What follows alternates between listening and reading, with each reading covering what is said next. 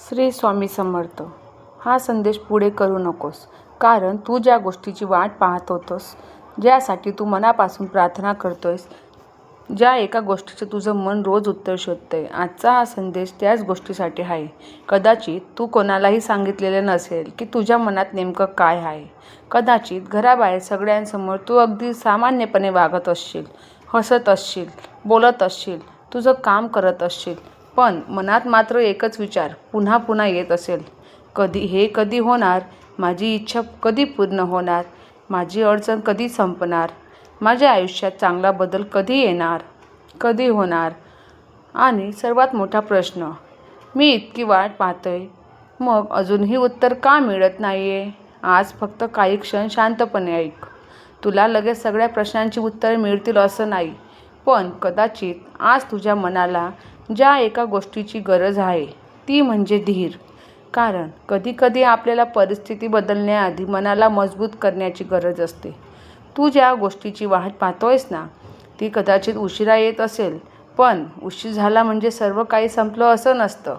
कधीकधी आपल्याला वाटतं, इतके दिवस झाले, आता काही होणार नाही, पण आयुष्याचं पुढचं पान अजून उघडलेलं नसतं.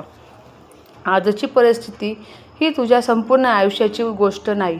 आज तुझ्याकडे जे नाही ते कायमच तुझ्याकडे नसेल असं नाही. आज जे अडलेलं आहे ते कायम अडलेलं राहील असं नाही. आणि आज ज्या मार्गावर अंधार दिसतोय, त्याच मार्गावर उद्या एखादा नवीन प्रकाश दिसू शकतो. म्हणून मनातील आशा जिवंत ठेव, पण त्याचवेळी एक महत्त्वाची गोष्ट लक्षात ठेव. फक्त वाट पाहत बसू नकोस.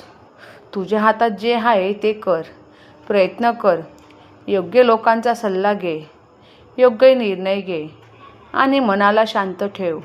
कारण श्रद्धा म्हणजे निष्क्रिय बसणे नाही. श्रद्धा म्हणजे परिस्थिती कठीण असतानाही योग्य मार्गाने पुढे जाण्याचे बळ. कदाचित तू एखाद्या कामासाठी खूप दिवसापासून प्रयत्न करत असशील. प्रत्येक वेळी आशा निर्माण होते आणि पुन्हा निराशा येते. एकदा वाटतं आता नक्की होईल, पण पुन्हा काहीतरी अडतं. अशा वेळी मन थकून जातं. आपण स्वतःवरच शंका घ्यायला लागतो. माझ्यातच काही कमी आहे का? माझं नशीबच खराब आहे का? माझ्यासाठी काही चांगलं लिहिलेलं आहे का? असे प्रश्न मनात येतात. पण स्वतःला दोष देऊ नकोस. प्रत्येक गोष्ट आपल्या इच्छेनुसार आणि आपल्या वेळेनुसार घडत नाही. काही गोष्टींसाठी योग्य वेळ लागतो, काही गोष्टींसाठी योग्य तयारी लागते आणि काही गोष्टींसाठी आपल्याला आधी स्वतःमध्ये बदल करावा लागतो. म्हणून आज जर तुझी इच्छा पूर्ण झाली नसेल तर स्वतःला अपयशी समजू नकोस. तुझा प्रवास अजून सुरू आहे. कदाचित तुला ज्या गोष्टीची गरज आहे ती फक्त बाहेरची परिस्थिती बदलण्याची नाही, तर आतून मजबूत होण्याची आहे. कारण परिस्थिती बदललेली तरी मन कमजोर असेल तर पुन्हा भीती निर्माण होते, पण मन मजबूत झालं तर कठीण परिस्थितीही आपण योग्य निर्णय घेऊ शकतो. म्हणून आज स्वतःला एक वचन दे, मी घाई करणार नाही, मी निराश होणार नाही, मी स्वतःला कमी समजणार नाही आणि माझे प्रयत्न सोडणार नाही. कधीकधी आपण दुसऱ्यांच्या आयुष्याकडे पाहतो. कोणाचं काम झालं, कोणाचं घर झालं, कोणाला यश मिळालं, कोणाचं आयुष्य व्यवस्थित दिसतंय आणि मग आपण स्वतःला विचारतो, माझी वेळ कधी? पण लक्षात ठेव, प्रत्येकाची वेळ ही वेगळी असते.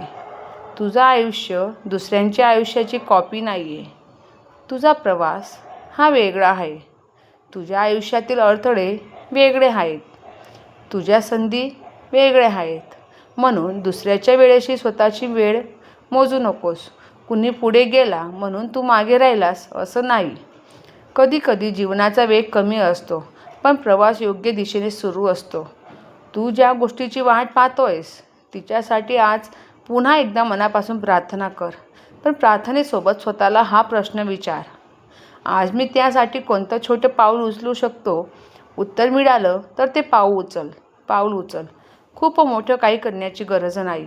एक फोन कर, एक अर्ज कर, एक नवीन कौशल्य शिक, एक योग्य व्यक्तीशी बोल, एक चुकीची सवय कमी कर, एक चांगली सवय सुरू कर, एक निर्णय घे. कारण मोठा बदल अनेक छोट्या पावलांनी तयार होतो. आणि जेव्हा तू स्वतःकडून एक पाऊल उचलतोस तेव्हा मनातील असहाय्यता कमी होऊ लागते. तुला पुन्हा जाणवतं, हो, मी काहीतरी करू शकतो. ही भावना खूप महत्त्वाची आहे, कारण आशा म्हणजे फक्त चांगलं घडेल अशी अपेक्षा नाही. आशा म्हणजे चांगलं घडण्यासाठी आपण काहीतरी करू शकतो यावर विश्वास. आता तुझ्या मनात जी गोष्ट आहे ती काहीही असू दे, तू ती मनात ठेव आणि शांतपणे म्हण, माझ्यासाठी जे योग्य आहे ते योग्य वेळी घडू दे.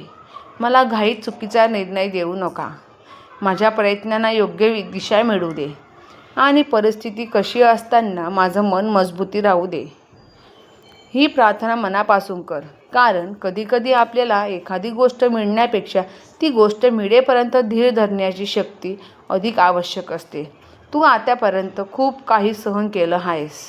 काही गोष्टींचं दुःख अजूनही मनात असेल.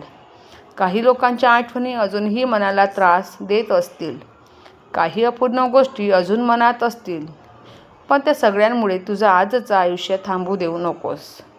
भूतकाळाला बदलता येत नाही, पण आजपासून पुढे काय करायचं हे तुझ्या हातात आहे. जे गेलं ते जाऊ दे. ज्याने दुखावलं त्यातून शिक. जिथे चूक झाली तिथे सुधार आणि जिथे नवीन संधी आहे तिथे धैर्याने पुढे जा. तू कायम मागे वळून पाहत राहिलास तर पुढचा रस्ता दिसणार नाही.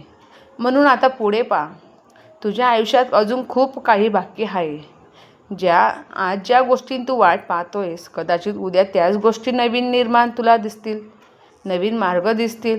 कदाचित तुला अपेक्षित उत्तर वेगवेगळ्या रूपात मिळतील. कदाचित एखादी संधी अचानक येईल. कदाचित एखादी व्यक्ती योग्य वेळी मदतीला येईल. कदाचित एखादी निर्णय तुझ्या आयुष्याची दिशा बदलेल. पण हे सगळं होण्यासाठी तू स्वतःला बंद करू नकोस. नवीन संधीसाठी मन उघडं ठेव. नवीन शिकण्यासाठी तयार राहा आणि योग्य संधी आली तर तिला ओळखण्या इतका सजग राहा. कधीकधी आपण एका अपेक्षेला इतकं चिटकून राहतो की दुसरा मार्ग दिसत असूनही तो स्वीकारत नाही. म्हणून आज एवढंच म्हण, मला फक्त माझ्या इच्छेप्रमाणेच नाही तर माझ्यासाठी योग्य असलेला मार्गही दिसू दे. ही भावना मनात ठेवली तर निराशा कमी होते, कारण मग आपण प्रत्येक गोष्ट आपल्या नियंत्रणात ठेवण्याचा हट्ट करत नाही. काही गोष्टी आपल्या हातात असतात, काही आपल्या हातात नसतात. जे आपल्या हातात आहे ते पूर्ण मनाने करायचं आणि जे आपल्या हातात नाही त्याबद्दल सतत चिंता करत बसायचं नाही. ही समज मनाला खूप शांत करते. जर तू आज खूप थकला असशील तर थोडा वेळ विश्रांती घे, पण स्वतःला सोडू नकोस. तुला एखाद्या गोष्टीत अपयश आलं असेल तर पुन्हा प्रयत्न कर, पण यावेळी मागच्या अनुभवातून शिक. तुला कोणी नकार दिला असेल तर त्याचा अर्थ तू कमी आहेस असा नाही. एक नकार म्हणजे तुझ्या संपूर्ण आयुष्याचा निर्णय नाही. एक अपयश म्हणजे तुझ्या क्षमतेचा शेवट नाही. एक कठीण काळ म्हणजे तुझं संपूर्ण भविष्य नाही. हे लक्षात ठेव. आणि जेव्हा पुन्हा मनात भीती येईल तेव्हा स्वतःला सांग, मी आज फक्त पुढचं एक पाऊल उचलणार. संपूर्ण रस्ता आज दिसायला हवा असंही नाही आहे. कधीकधी पहिलं पाऊल उचलल्यानंतर पुढचा रस्ता दिसतो. म्हणून आज पहिलं पाऊल उचल आणि मनात श्रद्धा ठेव. तुझ्या घरासाठी प्रार्थना कर, तुझ्या कुटुंबासाठी प्रार्थना कर, पण स्वतःसाठीही प्रार्थना कर. कारण तू मजबूत असशील तर अनेक अडचणींना सामोरे जाण्याची ताकद तुझ्यात निर्माण होईल. स्वतःला विसरू नकोस. तुझ्या मनाची काळजी घे. तुला खूप चिंता वाटत असेल तर विश्वास व्यक्तीशी बोल. तुला एखाद्या समस्येचं उत्तर मिळत नसेल तर योग्य व्यक्तीचा सल्ला घे. आणि गरज असेल तर तज्ज्ञांची मदत घेण्यास अजिबात संकोच करू नकोस. मदत मागणं ही कमजोरी नाही आहे. कधीकधी मदत स्वीकारणं हेच धैर्य असतं. आता शेवटी एकदा मन शांत कर. तुझ्या मनातील ती एक इच्छा आठव, ज्यासाठी तू इतके दिवस वाट पाहतोयस, ज्यासाठी तू प्रार्थना करतोयस, ज्यासाठी कधीकधी तुझ्या डोळ्यात पाणी पण येत आहे. ती गोष्ट मनात ठेव आणि म्हण, माझ्या आयुष्यात जे योग्य आहे ते योग्य वेळी द्या. माझ्या मनाला धैर्य दे. माझ्या प्रयत्नांना दिशा दे. माझ्या चुका मला समजू दे. माझ्या अडचणीमधून मला शिकू दे. आणि माझ्या आयुष्यात चांगलं घडण्याची आशा माझ्या मनात कायम राहू दे. आजपासून एक गोष्ट बदल. फक्त कधी होणार हा प्रश्न विचारू नकोस. त्याऐवजी आज मी काय करू शकतो हा प्रश्न तुला पुढे नेईल. कदाचित उत्तर छोटं असेल, पण ते छोटं पाऊल उद्याचा मोठा बदल बनू शकतं. तुझी वाट पाहण्याची वेळ कदाचित अजून थोडी असेल, पण वाट पाहताना स्वतःला घडत राहा. तुझं मन मजबूत कर, तुझं ज्ञान वाढव, तुझे प्रयत्न पण वाढव, तुझ्या चुका सुधार आणि तुझी श्रद्धा जप. कारण उद्या जेव्हा योग्य संधी तुझ्यासमोर येईल तेव्हा तू तयार असायला हवा. म्हणून आजची अडचण फक्त अडचण म्हणून पाहू नकोस. कदाचित ती तुला पुढच्या टप्प्यासाठी तयार करत असेल. आज जे समजत नाही ते काही काळाने समजू शकतं. आज जे दुःख येतंय त्यातून उद्या शिकवण मिळू पण शकते. आजचा थांबा उद्याच्या मोठ्या प्रवासाची तयारी असू शकतो.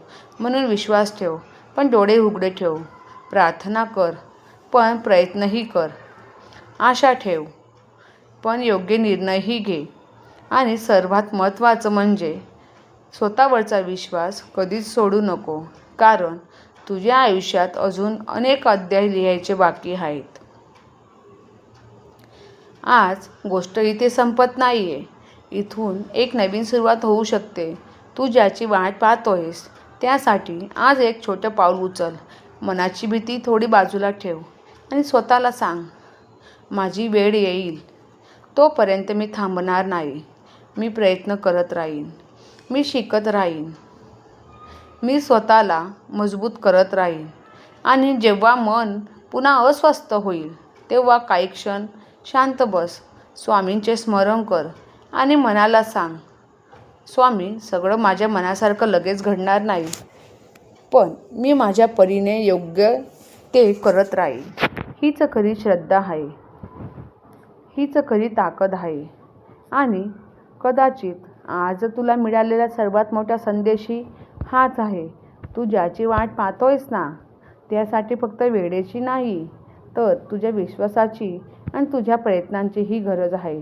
म्हणून आजपासून चिंता कमी कर, प्रयत्न वाढव, मन शांत ठेव आणि आशा जिवंत ठेव. तुझ्या आयुष्यात चांगले दिवस यावेत, तुझ्या घरात आनंद राहावा, तुझ्या प्रयत्नांना योग्य दिशा मिळावी आणि तुझ्या मनाला शांतता मिळावी. हीच मनापासून प्रार्थना. श्री स्वामी समर्थ. जय जय स्वामी समर्थ. आमच्या चॅनलला नक्की सबस्क्राईब करा आणि कमेंटमध्ये फक्त लिहा श्री स्वामी समर्थ. जय जय स्वामी समर्थ.